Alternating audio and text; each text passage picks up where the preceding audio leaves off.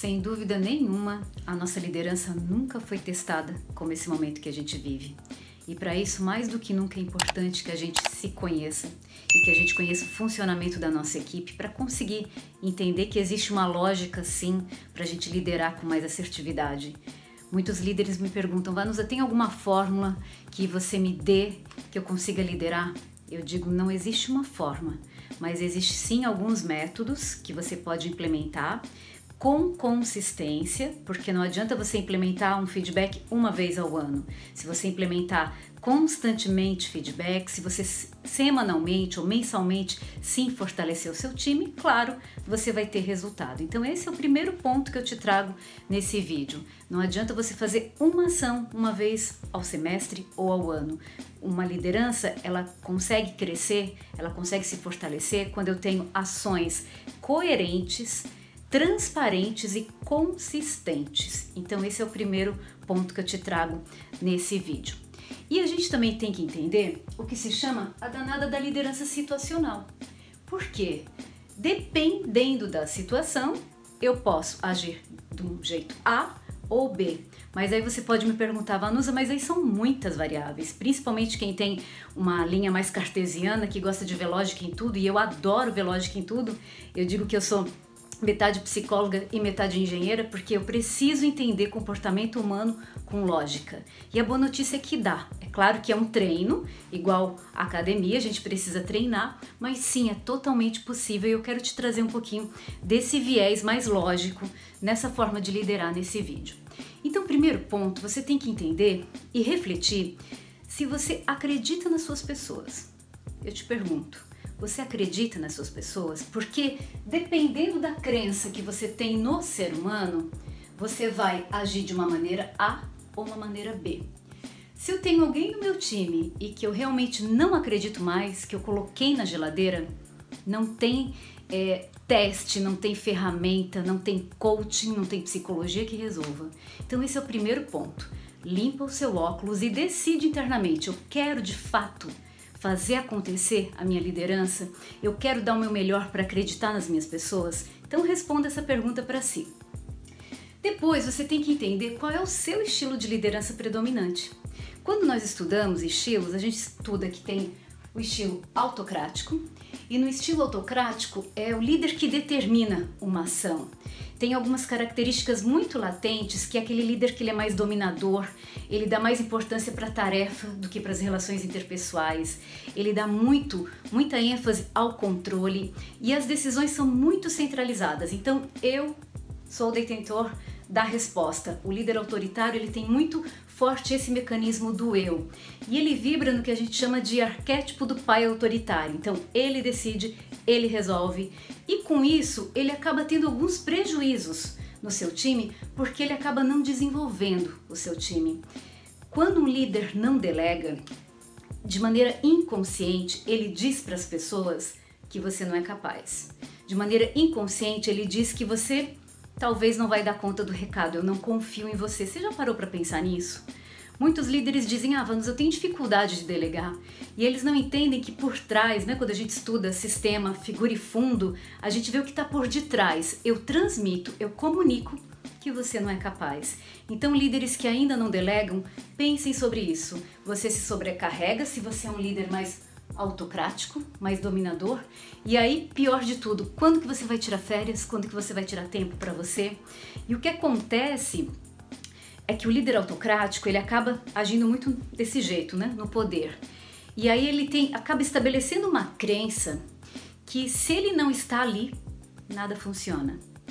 E aí com isso ele não delega, ele não prepara, ele não forma os seus times. E aí ele vai para um curso, fica um dia todo ou tira alguns dias de férias e o que acontece? O time não sabe fazer, o time não tem motor porque ele não preparou. E aí ele volta, bate no peito e diz, tá vendo? Se eu não tô aqui, nada funciona. E aí fortalece ainda mais essa crença de que ele é que precisa mandar e os outros obedecerem. Então o líder mais dominador, o líder autocrático, ele trabalha dessa maneira, ele acaba sendo muito dominador e se ele não cuida, ele infantiliza a sua equipe.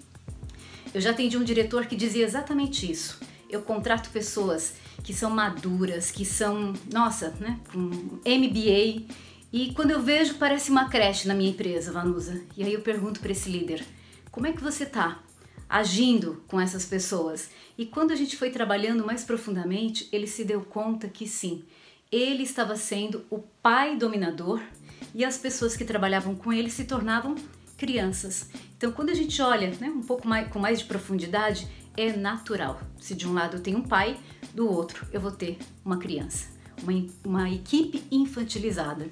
Então, esse é um ponto muito importante que eu provoco você, que é um líder mais dominador, ou que conhece alguém, a ajudar essa pessoa, porque ela se sobrecarrega e no fim impacta muitíssimo no resultado, tá bom? Então esse é o ponto do líder dominador, autocrático, autoritário. E em alguns momentos eu preciso ter esse posicionamento? Sim.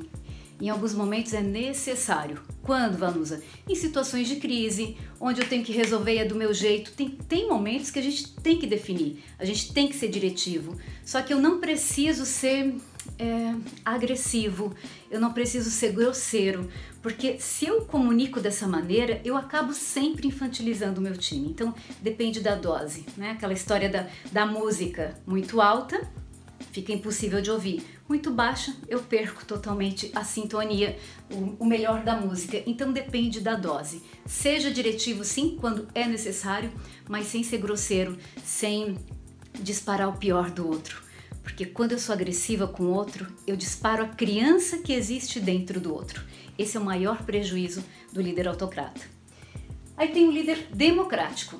Então esse líder, ele tem uma postura diferente, ele tem uma postura de sempre perguntar para a equipe, ele foca tanto no resultado quanto ele foca nas pessoas, ele dá importância para o processo, para o trabalho em time, as decisões sim são compartilhadas, ele sempre vai incentivar o grupo a decidir juntos. E com isso, logicamente, que ele cria um time mais engajado, ele cria um maior pertencimento, porque as pessoas se sentem ouvidas, vistas, né? O que é o pertencimento?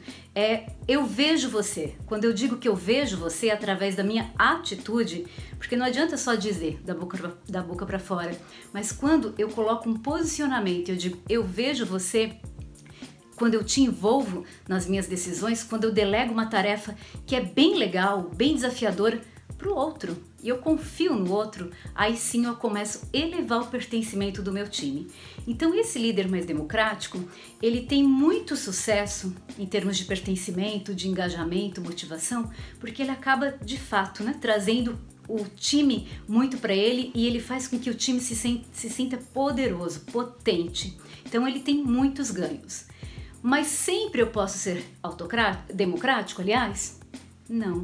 Aí é que tá. Por isso que a gente está estudando liderança situacional, porque nem sempre eu posso ser democrático.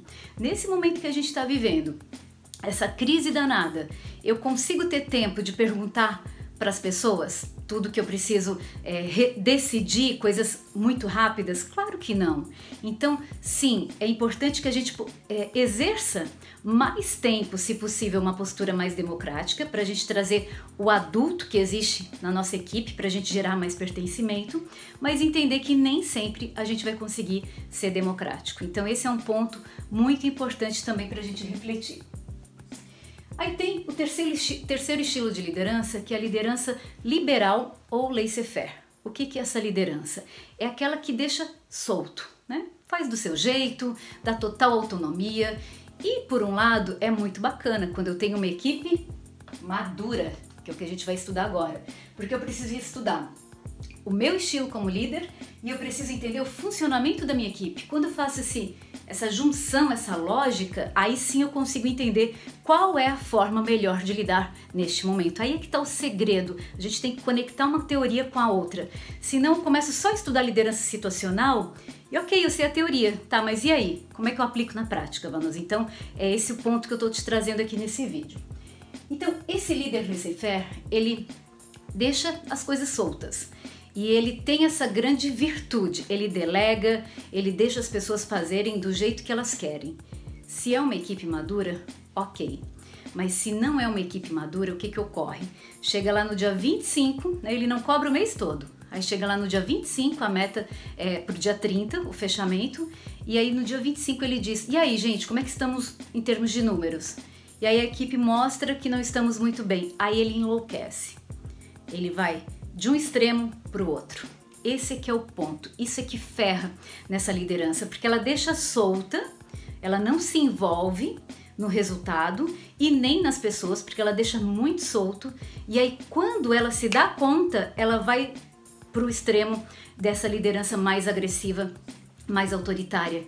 Então essa liderança aqui ela tem que tomar muito cuidado, tá? Muito cuidado, porque muitas vezes entra um líder laissez-faire na empresa e no primeiro momento as pessoas fazem uma festa, porque elas pensam, nossa, acabou a senzala, né? Saiu aquele líder autocrático e chegou um líder laissez-faire que me deixa fazer as coisas, me dá autonomia.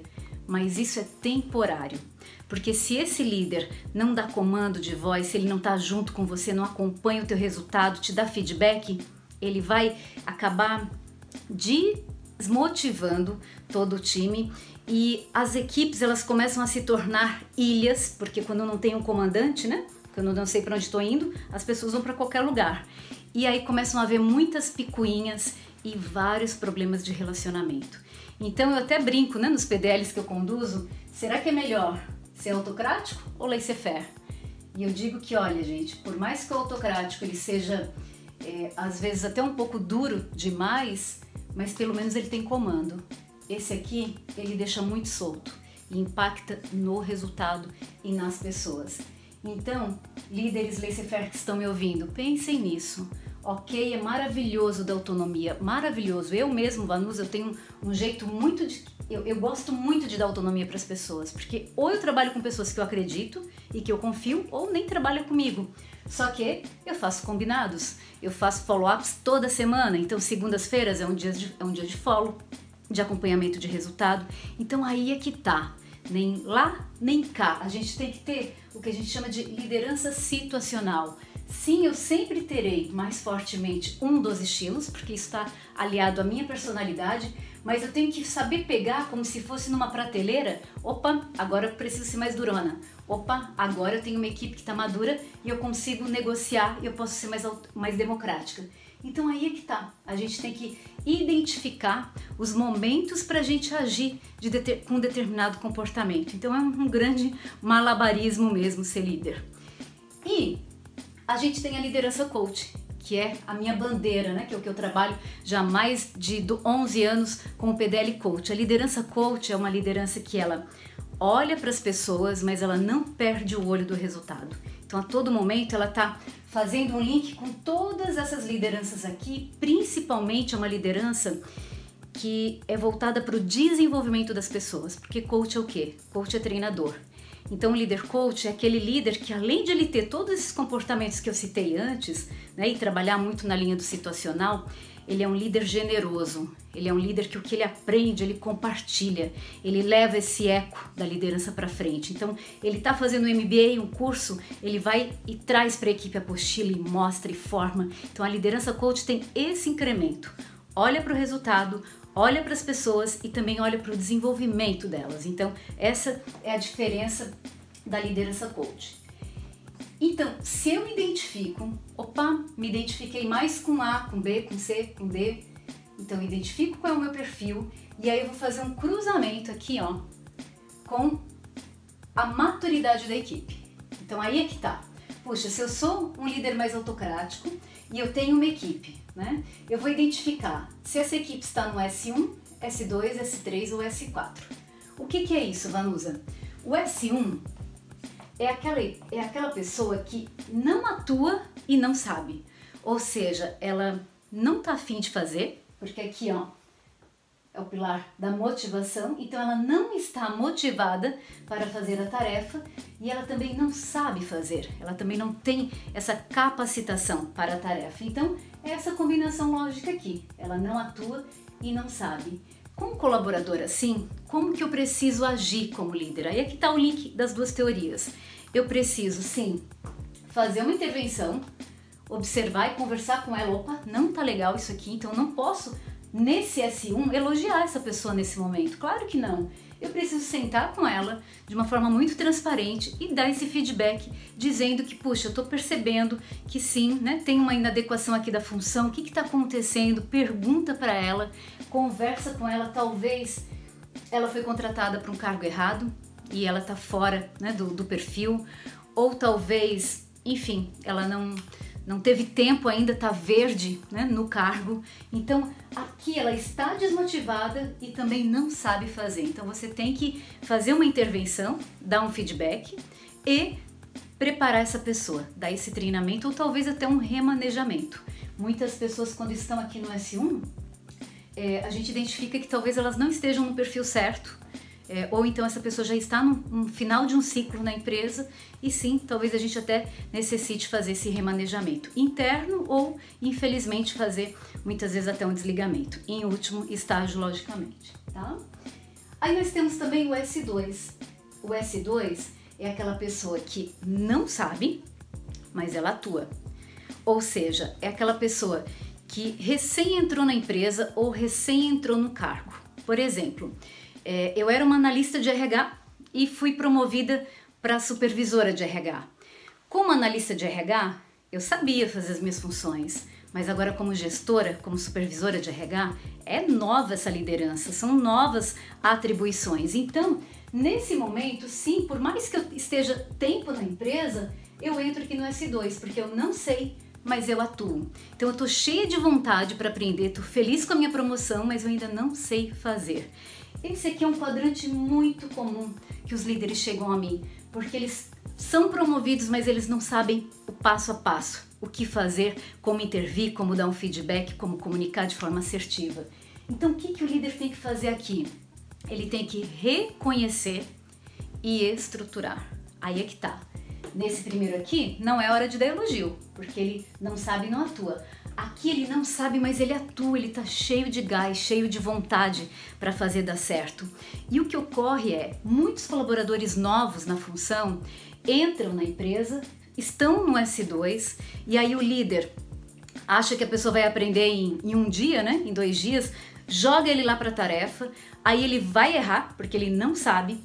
Aí o que o líder faz? Faz uma intervenção dura, puxa, como é que você errou nisso? E aí automaticamente ele passa para o S1, porque ele entrou cheio de gás, mas agora, puxa, nem me treinou e agora já tá me cobrando. Então aí é que tá, no S2 eu preciso cuidar para não desengajar essa pessoa, eu preciso prepará-la, estruturar, tá? E motivar, dizer para essa pessoa que, olha, eu tô feliz que você deu o seu melhor, no entanto eu percebi que ainda a gente precisa treinar mais, então assim é que é o feedback pro S1, pro S2. Eu digo que ele errou, então eu sou íntegra sempre com ele, mas eu estruturo, eu não desmotivo ele e eu treino, tá? Eu acompanho. Porque se eu der o treinamento apropriado aqui, sim, ele vai pro S3. E o S3 é o melhor dos mundos. É o colaborador que sabe e atua. Então ele sabe fazer a tarefa e ele tá cheio de vontade de fazê-la. É o melhor dos mundos, né, gente? Sem dúvida, é aquele colaborador que tem uma alta performance na sua companhia, é aquele que você, nossa, né, pode dormir e delega tranquilamente para ele.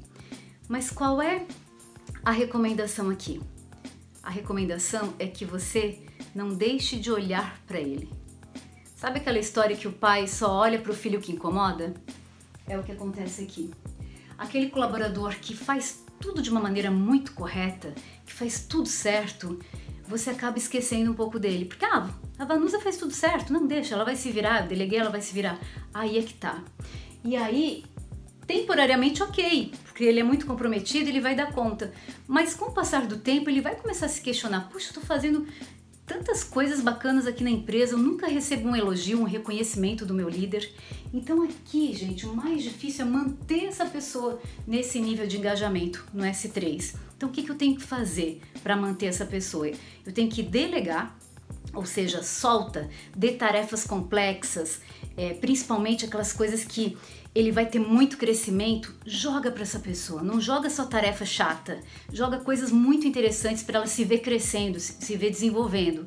E elogia, enche a boca e elogia, não tenha medo de elogiar essa pessoa que está performando bem, porque ela vai querer performar melhor ainda, e aquela pessoa que não está performando tão bem vai dizer, opa, né, quero chegar lá naquele nível. Então aí é que tá.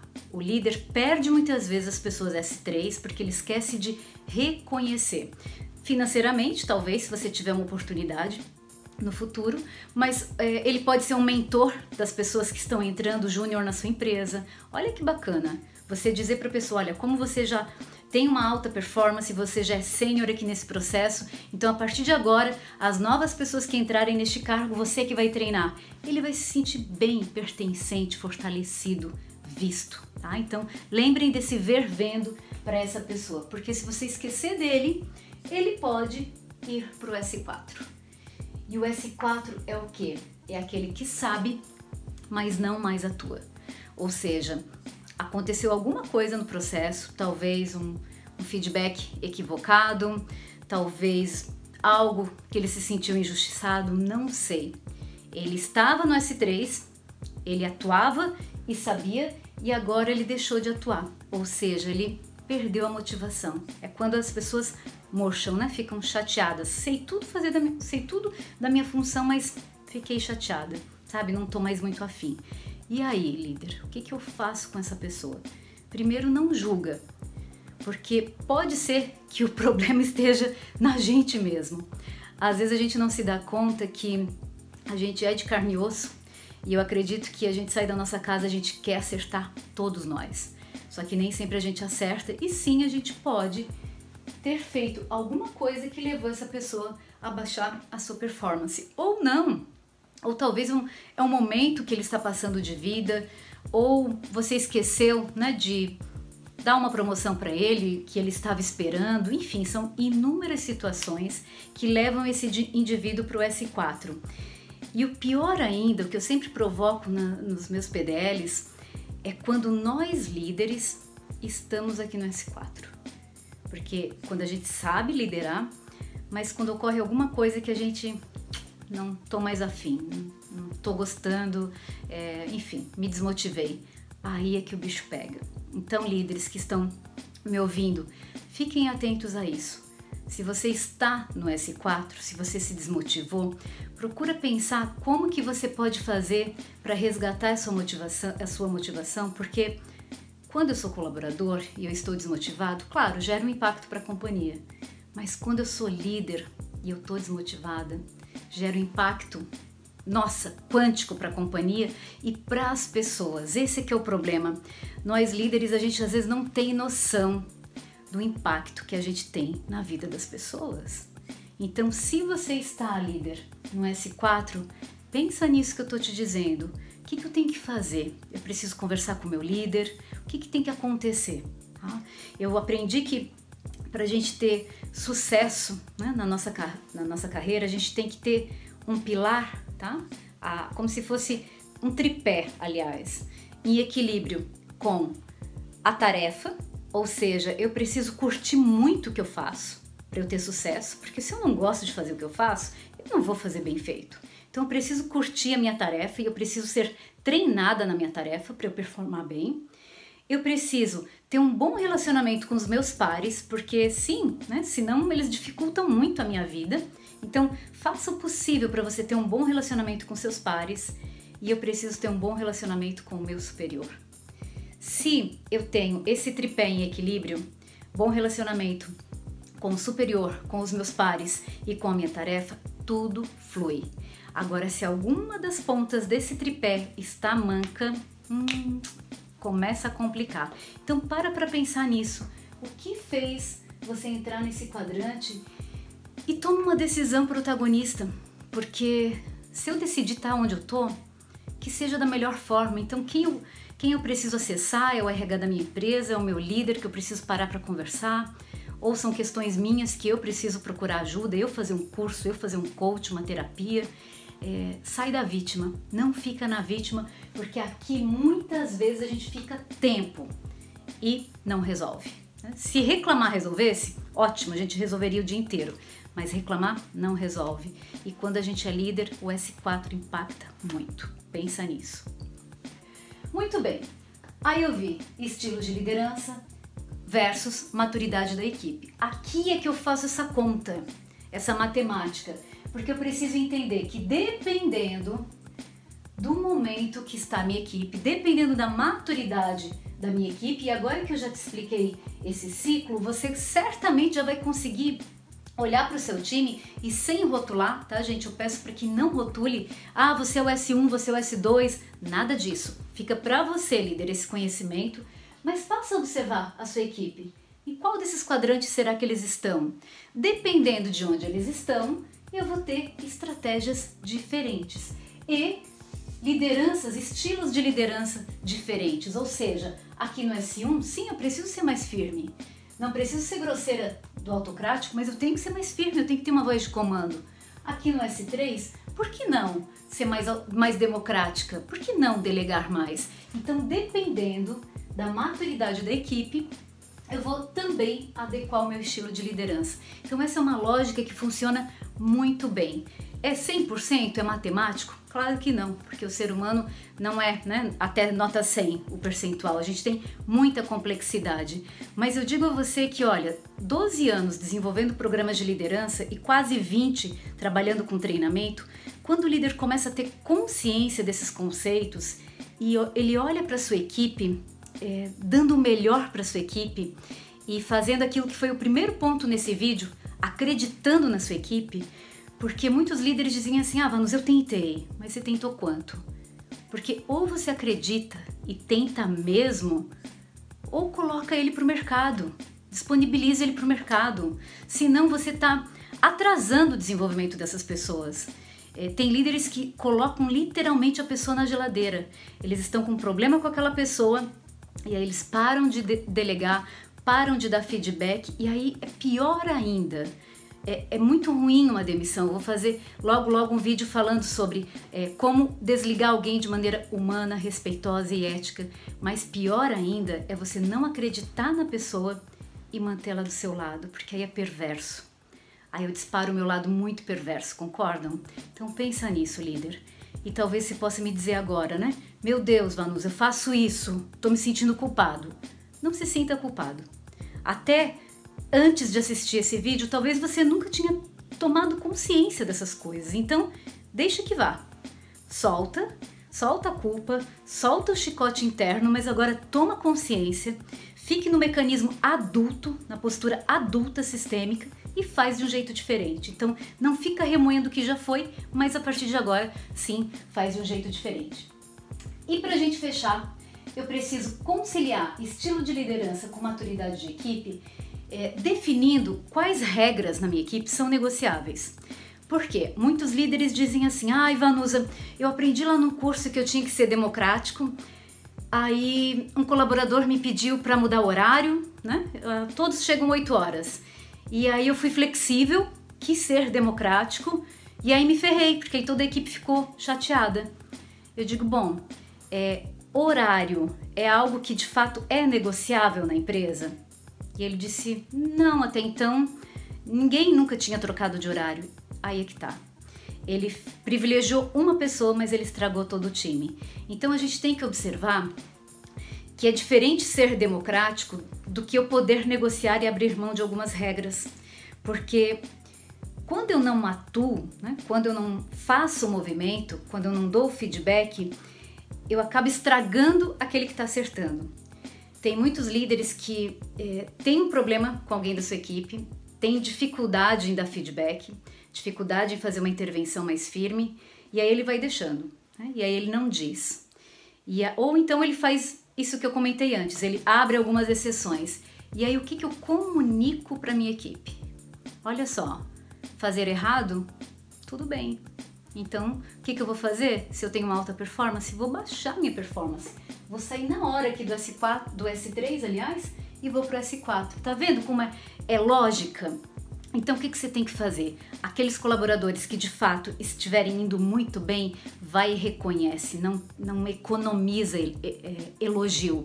Aqueles colaboradores que sim, estiverem precisando de ajuda, não estão ainda lá no S3, ajude, dê feedback, oriente, seja transparente.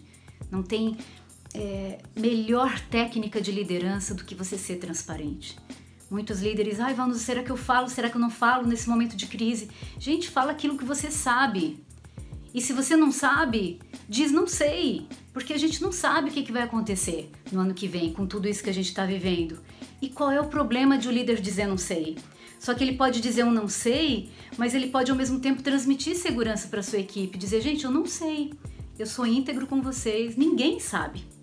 Nem os presidentes sabem, né, o que vai acontecer, mas eu só sei que se a gente se fortalecer, se a gente inovar aqui na nossa empresa, fazer coisas diferentes, aproveitar essa crise, né, para fazer acontecer, sim, vai ser mais leve. Então, se vai acontecer demissão ou não, não sei, mas sim, vamos fazer o nosso melhor para que não ocorra. Isso é protagonismo. Então, é nessa linha que a gente tem que sempre olhar a nossa equipe e ficar perto dela, sabe? Vendo ela, para que ela se sinta pertencente de forma genuína.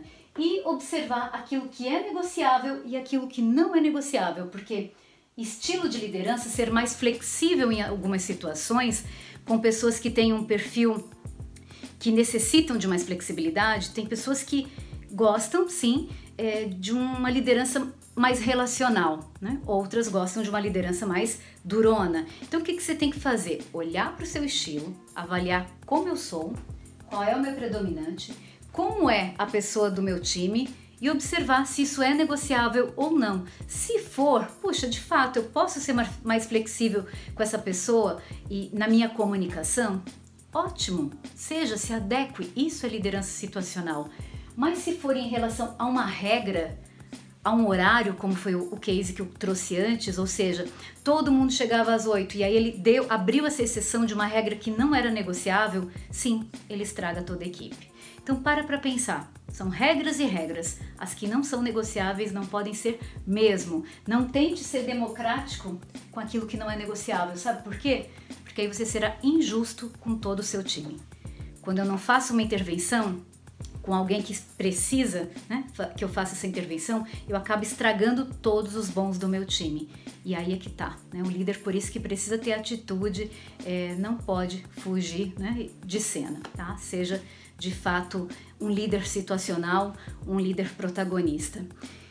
Então com isso a gente tem alguns insights, alguns métodos. Eu espero que esse vídeo tenha contribuído com o seu desenvolvimento, que tenha ampliado a sua janela de consciência. Não fique se culpando se você percebeu que cometeu alguns erros, porque é assim, a gente está nessa vida, né, numa constante trilha evolutiva, e se você está num cargo de liderança é porque alguém viu um potencial em você como líder. Então não se questiona, investe em você, cada vez mais vai focando no seu desenvolvimento, porque tudo que a gente faz mais a gente fica melhor. Então foca no seu desenvolvimento e depois você me conta aqui no comentário do vídeo se deu resultado fazer essas análises, tanto do seu perfil quanto da maturidade com a sua equipe. Se você ainda não assina o meu canal, se inscreve, é Vanusa Cardoso, meu canal do YouTube. Me segue nas redes sociais, todas elas são Vanusa Cardoso Coaching. E compartilhe esse vídeo com líderes que você entenda que precisam dessa aula para ajudar a elevar a tomada de consciência, tá bem? Até o próximo vídeo. Um abração!